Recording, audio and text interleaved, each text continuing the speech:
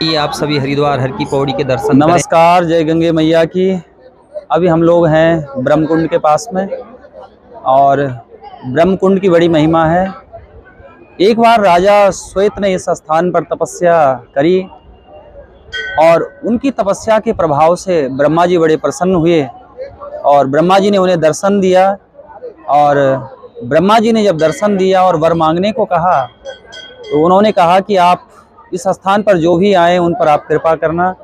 और ब्रह्मा जी प्रसन्न होकर के कहते हैं राजा श्वेत से, आज से इस स्थान को मेरे ही नाम से जाना जाएगा। तो तब से इस स्थान को ब्रह्मकुंड नाम से जाना जाता है। और इस स्थान में समुद्र मंथन हुआ था तो अमृत की बूंदें इस स्थान पर गिरी थी।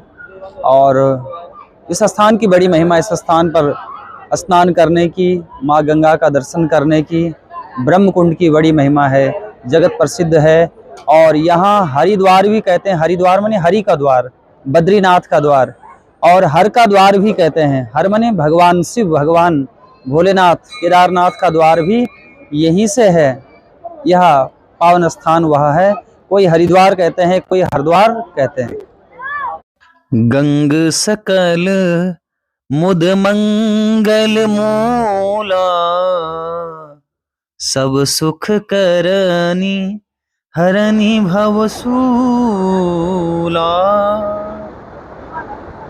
गोस्वामी जी कहते हैं गंग सकल मुद मंगल मूला। माँ गंगा सभी मंगलों की मूल है। गंग सकल मुद मंगल मूला, और सब सुख करनी और सभी सुख करने वाली है, ऐश्वर्य प्रदान करने वाली है। यहाँ से आप देख सकते हैं माँ मनसा देवी का दर्शन, मनसा देवी मंदिर, और अभी धूप खिली हुई, धूप में बड़ा ही सुंदर दर्शन। माँ गंगा सभी सुख प्रदान करने वाली है। हरणी भवसूला, जो भवरूपी जो सूल है उन सूलों का हरण करने वाली है। ऐसी माँ भगवती भागीरथी माँ गंगा की सभी पर कृपा बनी रहे, सभी का जीवन सुखमय हो। नमामि गंगे तव पाद पंकजम, सुरासुरैर्वंदित दिव्य रूपम, भुक्तिम च मुक्तिम च ददासि नित्यम, भावानुसारेण सदा नराणाम। माँ गंगा की इतनी महिमा है। माँ गंगा के तट पर आजकल इतना सर्दी का मौसम, लेकिन आस्था जहाँ पर है वहाँ पर सर्दी नहीं।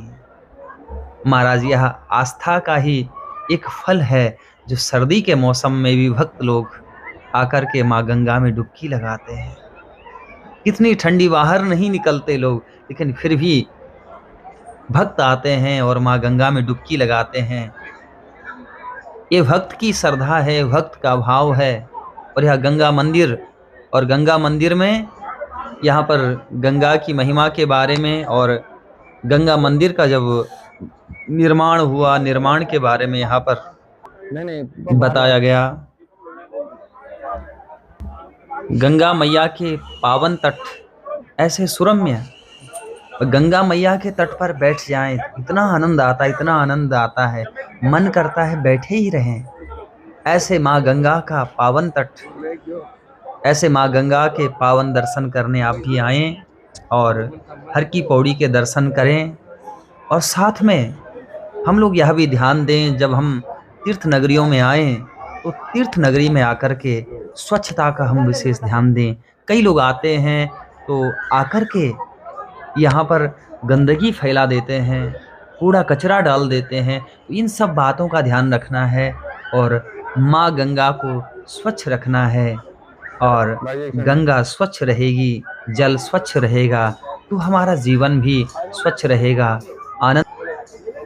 आज बड़ा ही सुहावना मौसम, और आज से माघ मास प्रारंभ हो गया है।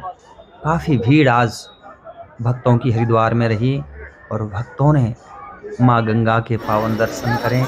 माँ गंगा की सभी भक्तों पर कृपा रहे, सभी भक्तों का जीवन सुखमय रहे, आनंदमय रहे, सभी के जीवन में मंगल हो।